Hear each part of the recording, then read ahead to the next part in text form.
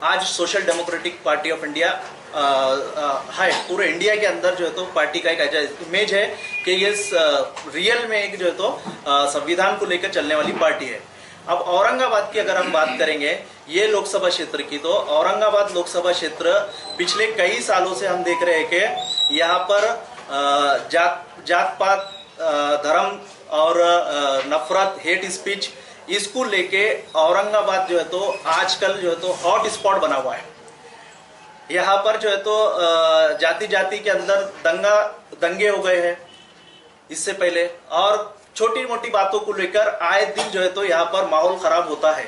तो ये जो नफरत का, हेट का एक जो है तो हॉट स्पॉट बना हुआ है, इसकी मेन वजह जो है यहाँ पर जो सत्ता में बैठी हुई बड़ी पार्टियां हैं उनके तमाम लीडर हैं। कोई एक पार्टी भी इससे छूटे भी नहीं है, चाहे वो कांग्रेस हो, चाहे वो राष्ट्रवादी पार्टी हो, चाहे वो शिवसेना हो, चाहे वो बीजेपी हो, शिवसेना के दोनों गठ हो, एनसीपी के दोनों गठ हो। ये तमाम पॉलिटिकल पार्टियां जो है तो ये जातीय नफरत और यहाँ पर जो है तो एक हिंदू मुस्लिम और ऐसे इश्यूज को जो है तो पनपने का जो जरिया बनी है ये पॉलिटिकल पार्टियां है और इनके लीडर है। ये चंद वोटों को फायदा रखने के वास्ते लोगों के अंदर नफरत को जो है तो बढ़ावा दे रहे हैं। इसकी वजह से बहुत बदकिस्मती के साथ बोलना पड़ रहा है, बहुत अफसोस के साथ ये बोलना पड़ रहा है। 25 साल 30 साल पहले जो औरंगाबाद पूरे मुल्क के अंदर एक तेजी से डेवलपमेंट होने वाला एक सिटी के तौर पर जाना जा रहा था, आज ये शहर जो है तो एक नफरत का एक एरिया बोल के, नफरत का एक हेट स्पॉट बोल के पहचाना जा रहा है। ये हमारे लिए बहुत दुख और तकलीफ की बात है। तो इसके अंदर तमाम राजनीतिक पक्ष जो है तो जिम्मेदार है, और साथ ही साथ ये जो हमारा शहर है औरंगाबाद शहर, ये अवसरों का, अपॉर्चुनिटीज, सिटीज ऑफ अपॉर्चुनिटीज है। यहाँ पर जो अवसर है, बड़े बड़े अवसर है, लेकिन ये अवसरों का शहर होने के बाद भी आज इसकी ऐसी व्यवस्था हो गई है कि ये शहर हर क्षेत्र के अंदर तेजी से जो है तो पिछड़ते जा रहा है। हर क्षेत्र के अंदर तेजी से जो है तो ये बैकवर्ड हो रहा है, चाहे वो शिक्षा का मामला हो, चाहे वो स्वास्थ्य का मामला हो, यहाँ पर जॉब्स और रोजगार के मसले क्यों ना हो, या फिर डेवलपमेंट का मामला क्यों ना हो, इन तमाम मुद्दों के अंदर औरंगाबाद जो है तो औरंगाबाद पूरा लोकसभा क्षेत्र तेजी के साथ में पिछड़ता जा रहा है, बैकवर्ड हो रहा है। इसका जिम्मेदार कौन? इसका जिम्मेदार यहाँ पर सत्ता में अंदर जो बैठे हुए राजनेता है, जो पॉलिटिकल लीडर है, जो अपना आपको बड़ी बड़ी बातें करते हैं, ये सब लोग आज जिम्मेदार है। हर फील्ड के अंदर जो है तो आज औरंगाबाद पिछड़ रहा है। ऐसे हालात के अंदर लोगों के अंदर एक सवाल ये आएगा, क्या एसडीपीआई मुस्लिम जो रिप्रेजेंटेशन है, हम जानते हैं कि पिछली मर्तबा जो है तो यहाँ पर लोकसभा से जो एमपी चुन के आए हुए हैं वो इम्तियाज जलील है, वो माइनॉरिटी से है, अल्पसंख्यक से है, मुस्लिम समाज से है। तो क्या एसडीपीआई मुस्लिम समाज की नुमाइंदगी खत्म करना चाहती है? ये बिल्कुल गलत है। हमारा वजूद ही, पार्टी का, एसडीपीआई का वजूद ये इसीलिए हुआ है कि हम चाहते हैं कि सियासत के अंदर मुस्लिम समाज का नुमाइंदगी बढ़े। आज जो मुस्लिम समाज की जो परसेंटेज कम हुआ है सियासत के अंदर, इसका ग्राफ को चेंज हो और यहाँ पर जो है तो मुस्लिम समाज का रिप्रेजेंटेशन बढ़ना चाहिए, ऐसी हमारी एक सोच है। अब ये सोच के अंदर फिर इम्तियाज जलील साहब के खिलाफ में एसडीपीआई क्यों?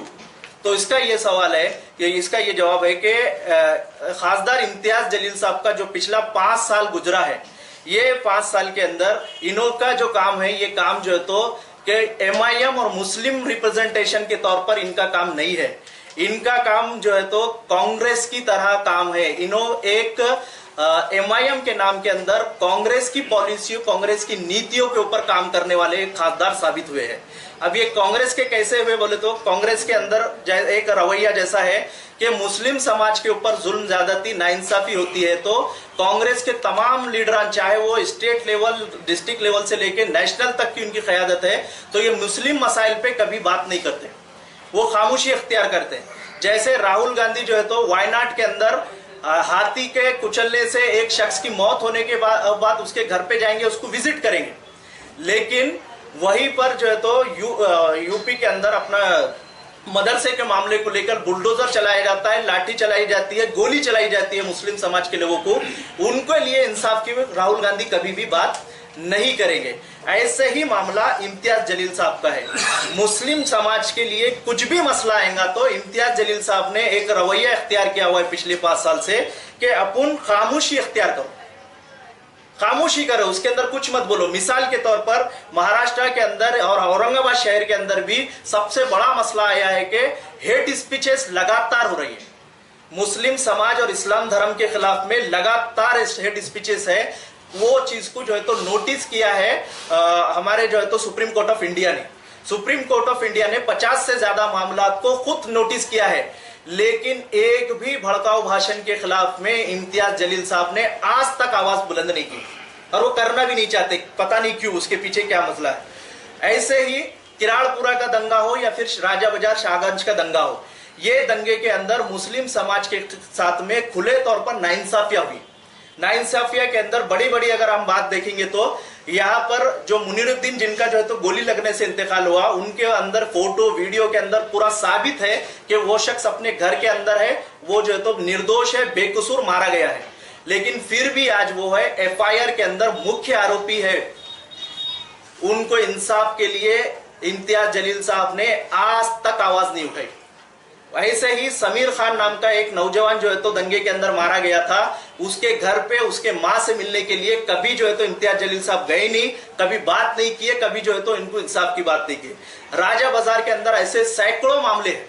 हारिस कादरी के इंतकाल से लेके दुकानें जलना, दुकानें जलने के बाद से पुलिस की कार्रवाई तक कई जगह पर मुस्लिम समाज को टारगेट करके उनको नाइंसाफिया हुई। एफआईआर जो हुई, कानूनी जो कार्रवाइयां हुई, उसके अंदर डिस्क्रिमिनेशन है, उसके अंदर भेदभाव है। एक समाज के साथ में अलग रवैया अख्तियार किया गया है, दूसरे समाज के साथ में अलग रवैया अख्तियार किया है। सिर्फ मुस्लिम समाज से जुड़े हुए लोगों के ऊपर 302 के सेक्शंस है, जबकि जो लाश जली थी जिसके अंदर एक शख्स का जो है तो मारा गया था, वहां पर स्पॉट पे जो लोग वीडियोस के अंदर मौजूद है, वो समूह, वो जो ग्रुप है, वो मुस्लिम समाज का ग्रुप नहीं है। ये पूरी वीडियो पूरे देश ने देखा, लेकिन इसके बावजूद भी इम्तियाज जलील साहब खामोश है, कभी इंसाफ के लिए आवाज नहीं उठाते। उल्टा इन्होंने इंसाफ को गला घुटाने के अंदर जो है तो मदद कर दी है। औरंगाबाद नामांतरण का मुद्दा है। औरंगाबाद नामांतरण के मुद्दे के अंदर अचानक ये खामोश हो गए। क्यों हुए, किस लिए हुए, क्या वजह थी, अभी तक नहीं मालूम। अचानक ये इन्हों खामोश हो गए। अचानक खामोश होने के बाद में एक बहुत बड़ी मदद आई कोर्ट की तरफ से, हाई कोर्ट की तरफ से। जो पहला नोटिफिकेशन था, वो नोटिफिकेशन के अंदर कोर्ट ने स्टे जारी किया। स्टे जारी करने के बाद भी, हाई कोर्ट के स्टे जारी करने के बाद भी, जब जो है तो बस स्टैंड के ऊपर अलग अलग डिपार्टमेंटों के ऊपर जो है तो औरंगाबाद का नाम चेंज किया जा रहा था, स्टे होने के बावजूद भी खासदार इम्तियाज जलील साहब पूरी तरह खामोश रहे और ये सब कुछ होने दिए। इसके साथ साथ जब दूसरा नोटिफिकेशन आया एकनाथ शिंदे की तरफ से, तो वो दूसरे नोटिफिकेशन में इम्तियाज जलील साहब का आज तक भी विरोध नहीं है। आज तक इन्होंने कभी इसको विरोध नहीं किया। ऐसे ही राज ठाकरे का मामला आया था अजान को लेकर। अजान को लेकर उन्होंने फिर औरंगाबाद के अंदर रमजान की ईद के 2 दिन पहले जो है तो सभा करने के बोले थे। उसके अंदर अजान को, मस्जिदों को लेकर बहुत हरासमेंट किया गया, मस्जिद कमेटियों को जो है तो परेशान किया गया, हर तरह के मामला हुए, लेकिन उन सब मामला के अंदर भी इम्तियाज जलील साहब पूरी तरह खामोश रहे। ऐसे ही औरंगजेब रहमतुल्लाह अलैह का मामला है और टीपू सुल्तान रहमतुल्लाह अलैह का मामला है। ये दोनों की शख्सियत को लेकर जो है तो पूरे मुस्लिम समाज को टारगेट किया गया, मुस्लिम समाज को गुनाहगार बताया गया। उसके अलावा जो है तो टीपू सुल्तान रहमतुल्लाह अलैह, औरंगजेब रहमतुल्लाह अलैह के बारे में यहाँ पर जो बड़े बड़े लीडरान ने बहुत जो है तो खराब स्टेटमेंट और बहुत नफरत भरे स्टेटमेंट दिए। इतना सब होने के बाद भी कम से कम सुल्तान टीपू रहमतुल्लाह अलैह जो मुल्क के जो है तो शहीद मिल्लत है, शहीद हिंदुस्तान है, उनके लिए भी इनके वास्ते इनके जबान के अंदर एक लफ्ज नहीं लिया, वो पूरी तरह खामोश रहे। आगे भी इन्हों कभी टीपू सुल्तान रहमतुल्लाह अलैह के लिए बोलेंगे क्या नहीं बोलेंगे, इनके लिए कोई गारंटी नहीं है।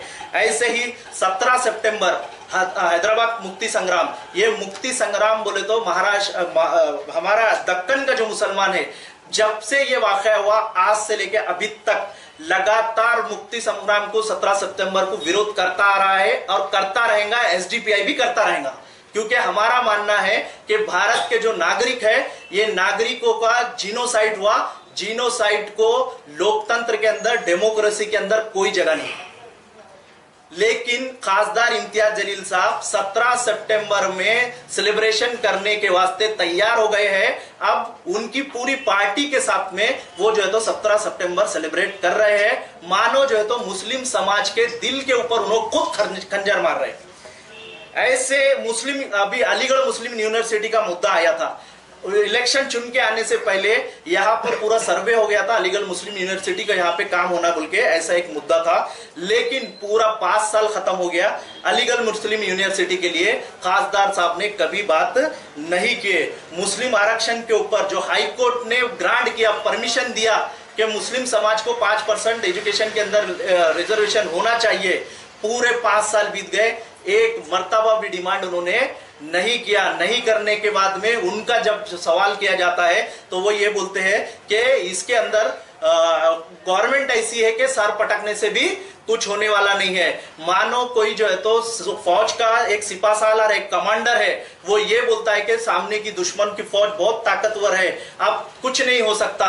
इसका मीनिंग ये है कि मैंने घुटने टेक दिया, मैं गुलाम बन गया, अब तुम लोग भी घुटने टेको, तुम भी गुलाम बन जाओ। ये जो है तो इम्तियाज जलील साहब का पैगाम है। ऐसे कई मुद्दे हैं जो जिनकी बुनियाद पे हम कह सकते हैं कि ये जो है तो सेम कांग्रेस की पॉलिसी पे चलते हैं।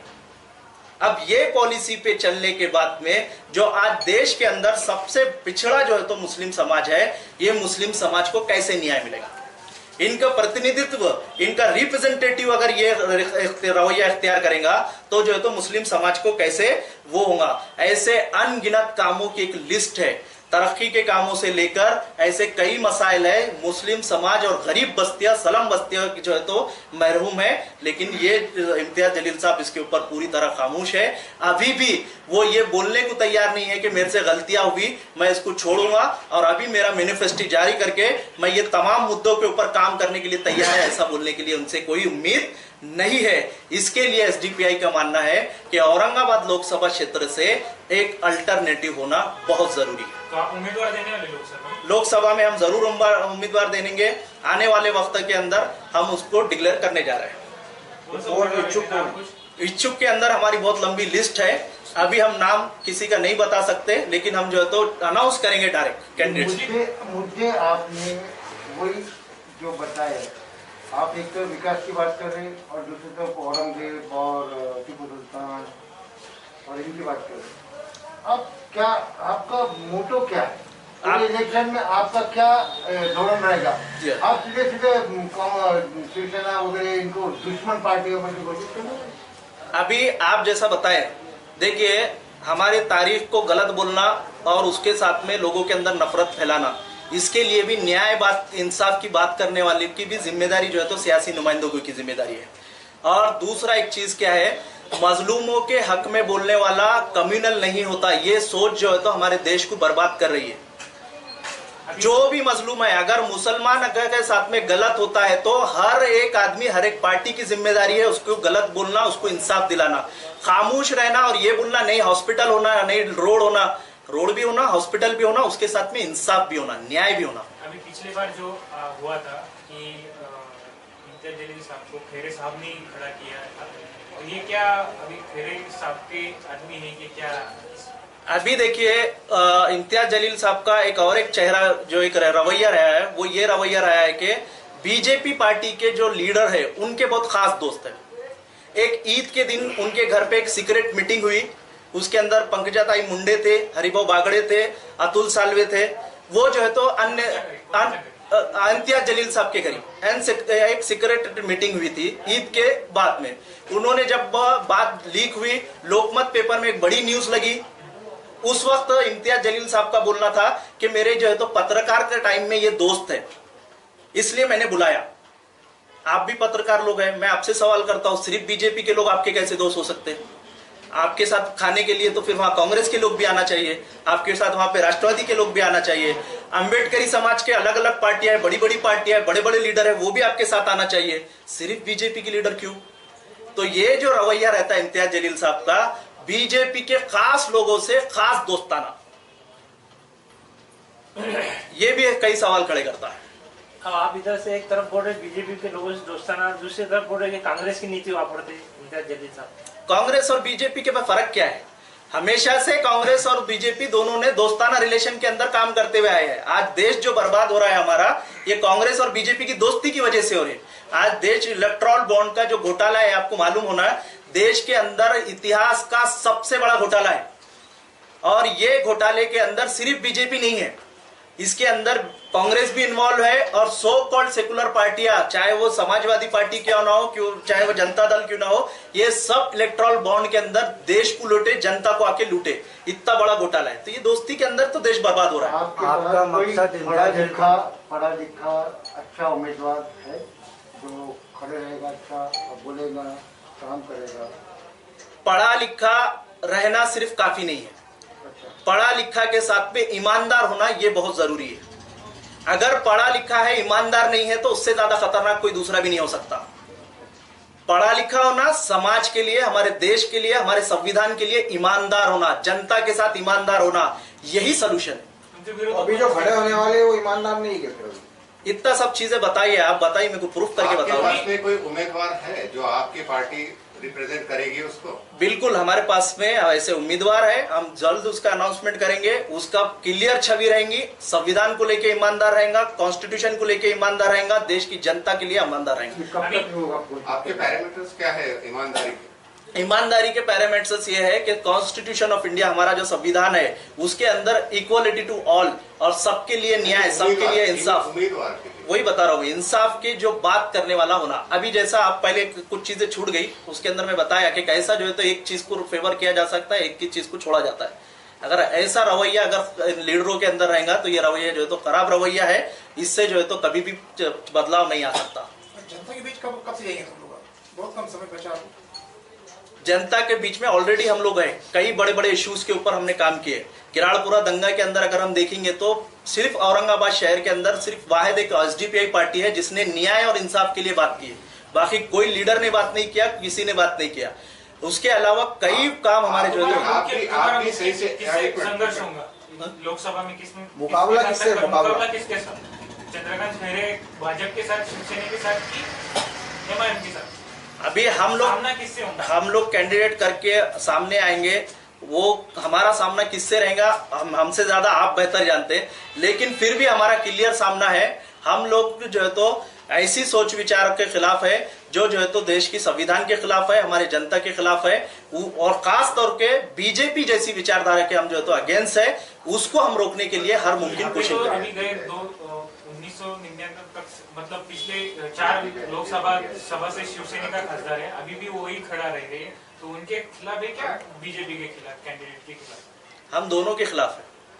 हमारा मानना है कि दोनों नहीं, सही नहीं है, एक बेहतर अल्टरनेटिव होना, हमारा ये मानना है। एक 4 से 5 दिन के अंदर हमारा कैंडिडेट फाइनल हो जाएगा। हमारा कैंडिडेट के लिस्ट में है, नेशनल कमेटी का लोग इधर नेशनल से आने वाले हैं, वो उसको अनाउंस करेंगे। ये शेयर करेंगे। हम महाराष्ट्र के अंदर 3 जगह सीट कॉन्टेस्ट करने जा रहे हैं, एक साउथ सेंट्रल मुंबई, औरंगाबाद और परभनी लोकसभा क्षेत्र। साउथ सेंट्रल मुंबई, हाँ कैंडिडेट है क्या नहीं, ये शेयर करेंगे जी? सभा के लिए कैंडिडेट है करेंगे? हाँ नहीं, औरंगाबाद इधर लोकल का ही कैंडिडेट रहेगा। 3 जगह पे आप लोग? हाँ 3 जगह हमारा कैंडिडेट रहेगा, मुंबई, परभनी और